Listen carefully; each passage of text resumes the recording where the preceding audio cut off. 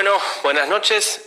Nuevamente estamos en una edición de Economía al Cuadrado. Bueno, esta vez estoy reemplazando nuevamente a Diego Giacomini y a Javier Milei. Y bueno, la idea es comentarles un poco, charlar un poco acerca de cuál es la sostenibilidad de las cifras fiscales presentadas por el ministro de Hacienda, Nicolás Dujovne, esencialmente porque hay bastantes dudas, o por lo menos yo particularmente tengo bastantes dudas acerca del programa financiero de 2018 y ni hablar del programa financiero del año 2019. Yo les traje unas transparencias, unas slides, esencialmente uno de los pilares del acuerdo que está en ciernes con el Fondo Monetario radica en esencialmente el ajuste fiscal para el año 2019. Pero de alguna forma olvidamos lo que está sucediendo o lo que puede suceder en los próximos meses. Tenemos que tener en cuenta lo siguiente: estamos iniciando un periodo recesivo muy fuerte. Todas las variables macroeconómicas están empezando a deteriorarse a una velocidad muy importante y por lo menos particularmente creo que la recesión va a ser bastante más profunda de lo que el gobierno estima. Por lo tanto, el desequilibrio fiscal que el Ministerio de Hacienda proyectó, en el caso de desequilibrio primario, que habla de aproximadamente de un 2,7% de déficit, para mí va a ser un escenario muy poco probable, esencialmente porque la velocidad a la cual va a crecer la recaudación, recordemos que en una economía inflacionaria la recaudación nominal va a seguir creciendo, pero hoy estamos viendo que crece casi a un ritmo de 2/3 de lo que crece la tasa de inflación, con lo cual en los próximos meses lo que vamos a ver es una aceleración de la tasa de inflación y una desaceleración del crecimiento de los recursos tributarios. Frente a eso nos encontramos contra otro problema, y es que una parte importante, primordialmente los gastos de seguridad social, que son un ítem importante dentro de los gastos de Hacienda, tienen una cláusula de indexación, con lo cual vamos a encontrar básicamente que el agujero fiscal va a ser un poco más alto de lo que el gobierno estima. Podemos ir a la segunda transparencia. Bueno, hice algunos cálculos acerca de cuál sería el déficit fiscal con el cual el gobierno piensa cerrar el acuerdo con el fondo, y más o menos los datos, tomando ahora el resultado fiscal general, es decir, la suma del desequilibrio primario más el pago de intereses. Y lo llamativo es que, en primer lugar, no encontramos ningún ajuste fiscal a lo largo de todo el gobierno de Cambiemos. Por ejemplo, para el 2018, luego de tanto anuncio acerca de ajustes o de gradualismo, lo que encontramos es que el déficit fiscal final con el que va a terminar el año 2018 va a ser muy similar al déficit fiscal del año 2015. Esto es bajo las proyecciones oficiales, con lo cual, si tenemos en cuenta este escenario que yo les estoy diciendo acerca de el impacto de la recesión sobre los recursos tributarios y el impacto de la indexación sobre los gastos de Hacienda, nos vamos a encontrar con que el déficit no va a ser 5,5, sino va a ser levemente superior, ¿sí? Al proyectado por Hacienda, y nos vamos a encontrar esencialmente con el déficit histórico de 6 puntos del PBI, que es lo que más o menos estoy proyectando.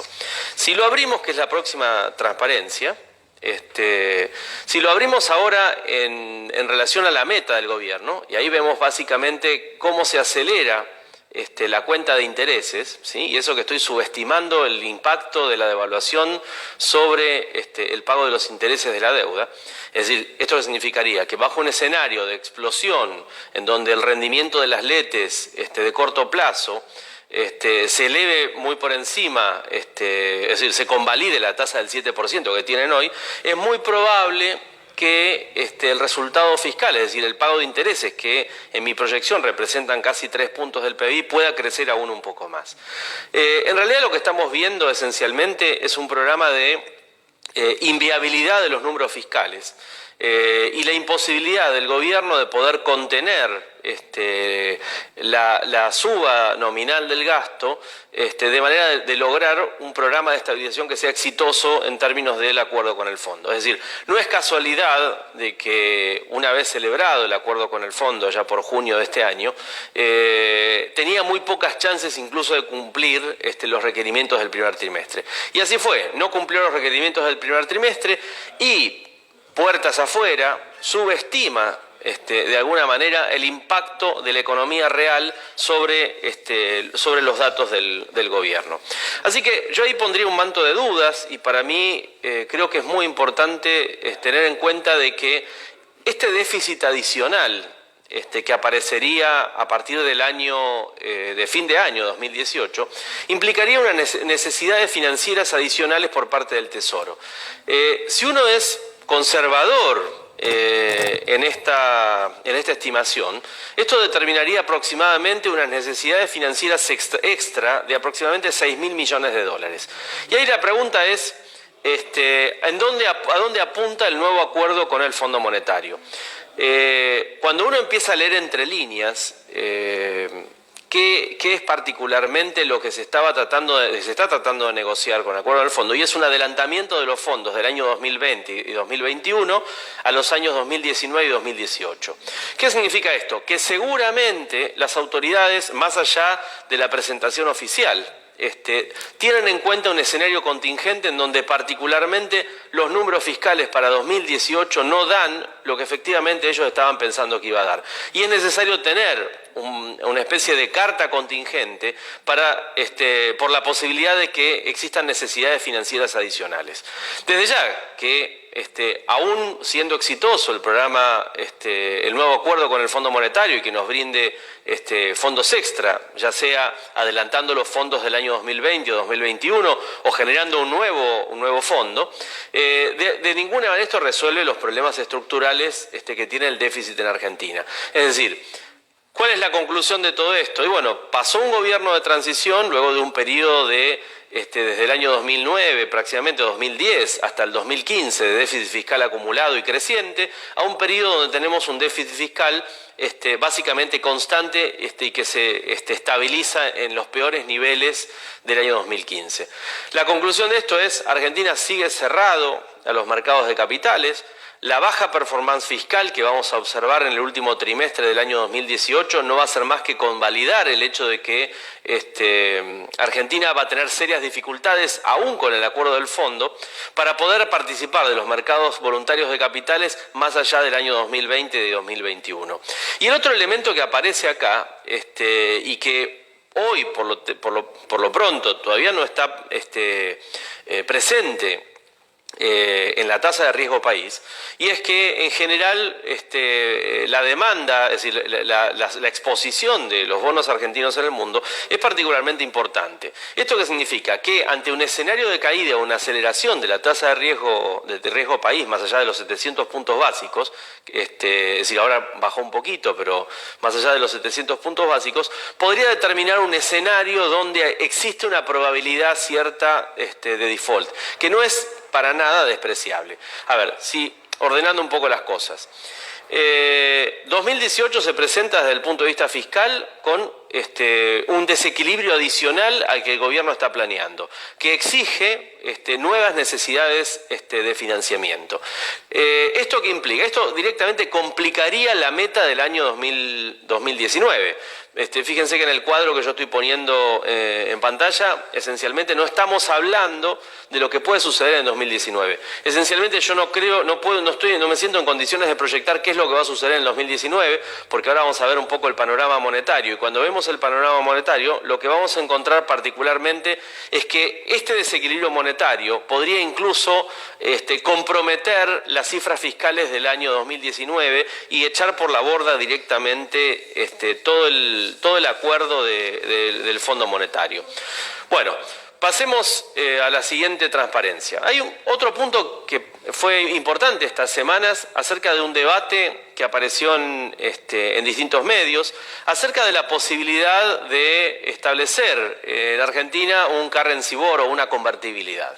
Bueno, para eso uno podría hacer, hice algunos ejercicios, ¿sí? Y tenemos que tener en cuenta un punto central. Al 12 de septiembre, las reservas totales del Banco Central totalizaban aproximadamente 51.000 millones de dólares. 2 días después, ese número es un poquito más bajo porque siguió el cronograma de caída de las reservas, pero esencialmente creo que debería modificarse la forma en que el Banco Central presenta sus estadísticas, porque esencialmente no aparece un ítem que nos diga efectivamente cuál es la capacidad de fuego, cuáles son las reservas líquidas del Banco Central. Es decir, ahí hay reservas, es decir, hacer los cálculos de una convertibilidad, de un posible currency board sobre las reservas totales podría implicar un riesgo adicional, ¿sí? Y hacer totalmente inviable este currency board. ¿Por qué? Porque parte de los dólares que tiene el Banco Central no son propiedad del Banco Central, más allá de la posición de deuda calzada y eso, ¿no? ¿A qué me refiero? Me refiero a que los depósitos en dólares, que en la última semana han comenzado un periodo de disminución, es decir, una baja sistemática, que si se sigue confirmando estaría dando es decir, esperanzas bastante negativas acerca de la evolución futura del sistema financiero. Así que deberíamos descontarle cuántos son los encajes en dólares. ¿Por qué? Porque esencialmente la propiedad de esos dólares son básicamente los depositantes. Después hay compromisos, ¿sí? Con organismos internacionales, en los cuales Argentina no puede escaparse o dejar de contribuir a estos organismos internacionales. Y finalmente tenemos un acuerdo comercial que determina reservas que están en yuanes, que en realidad son la contraparte de un intercambio comercial, con lo cual tampoco somos dueños de esos dólares para establecer un esquema de convertibilidad. Eso nos da un total de reservas líquidas de 22.400. Y en realidad estoy siendo generoso porque habitualmente cuando se calcula esto se descuentan otros ítems, como por ejemplo las reservas en oro, que son aproximadamente 2.800 millones de dólares más, lo cual bajaría aún más el coeficiente de reservas líquidas. Pero vamos a ver qué es la próxima transparencia.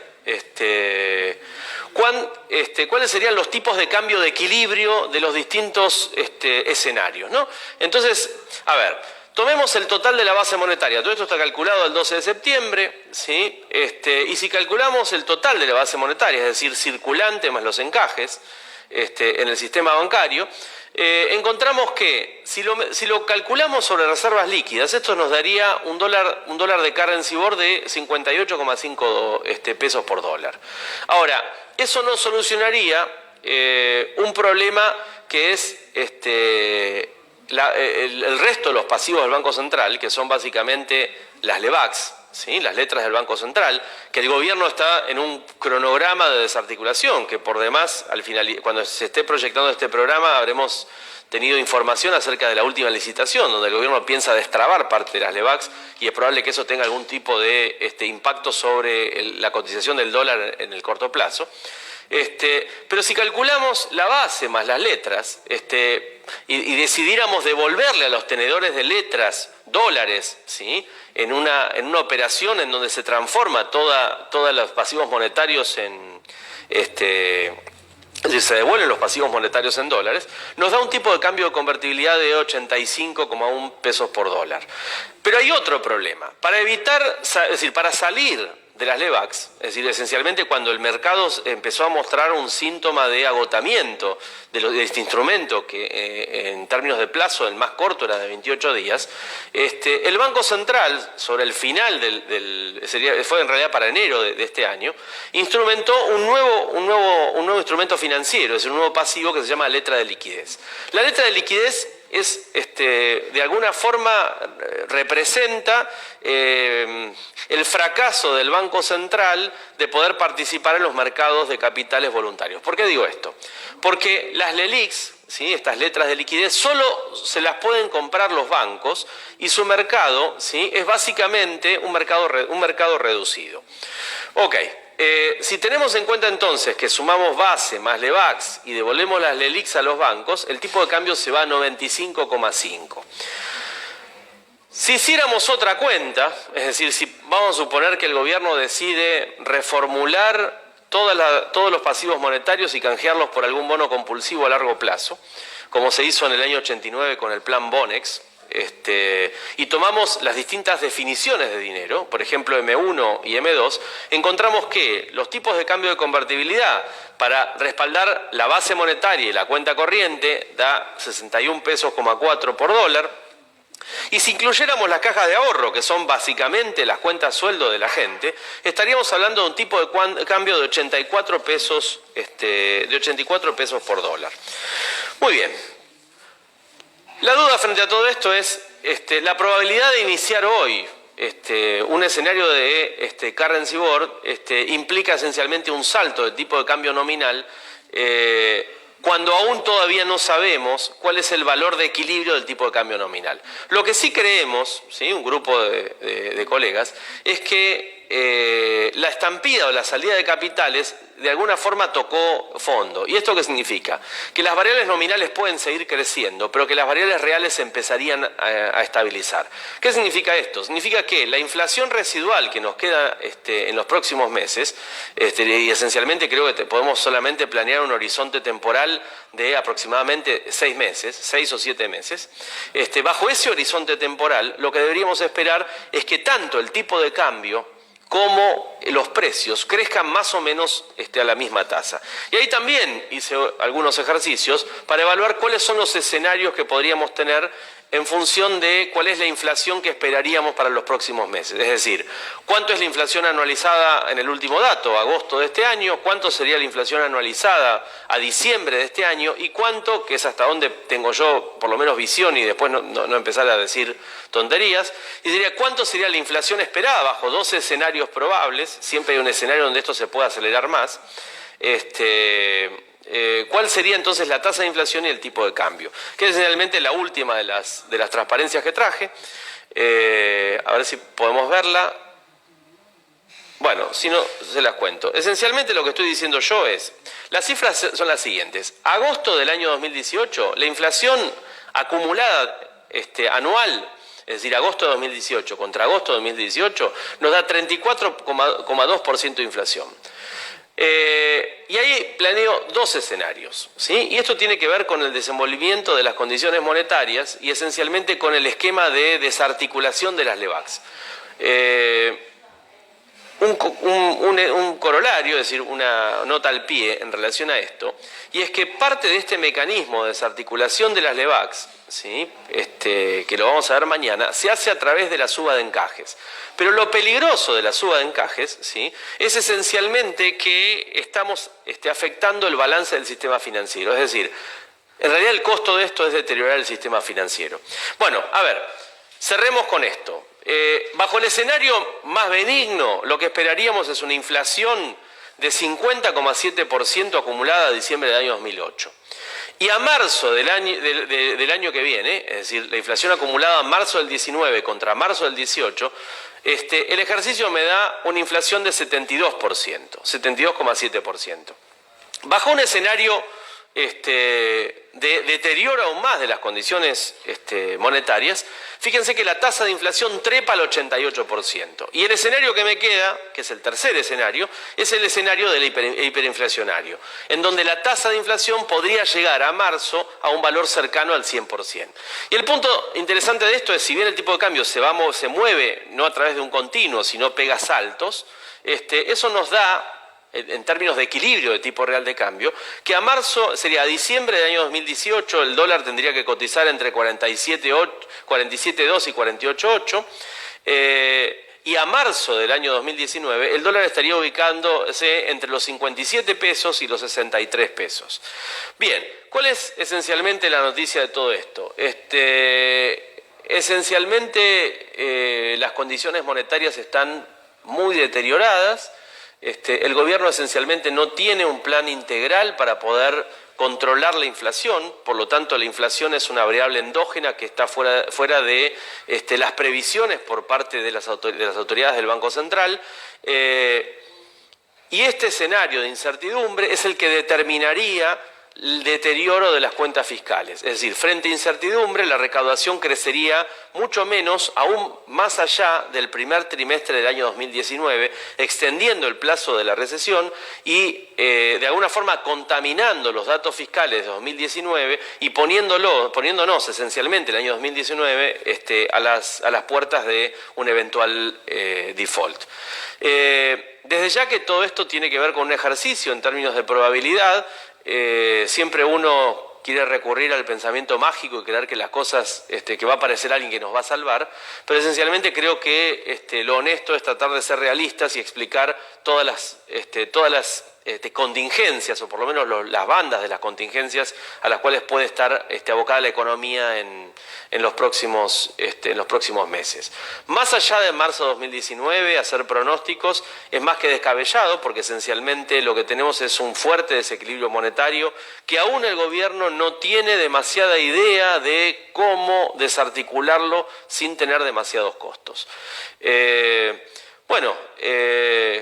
Espero haber sido útil y no haberlos alarmado demasiado, pero creo que debemos estar preparados para un escenario en donde cuando hablamos de aceleración inflacionaria y de hiperinflación, desde ya que es importante declarar, no estamos hablando de las condiciones monetarias del año 89, sino esencialmente un fogonazo inflacionario donde la inflación puede tocar 3 dígitos y desequilibrar esencialmente la economía. Principalmente con una economía donde las cláusulas de indexación no están del todo claras. Es decir, piensen que la diferencia con la hiperinflación del 89 era que había una economía mucho más flexible en términos de cláusulas de indexación, entonces la caída del salario real era mucho menor. Ahora estamos frente a problemas en donde, sí, esencialmente la caída del salario real, al no haber cláusulas de indexación tan rápidas, podría determinar fuertes problemas hacia el primer trimestre. Bueno, buenas noches y muchísimas gracias.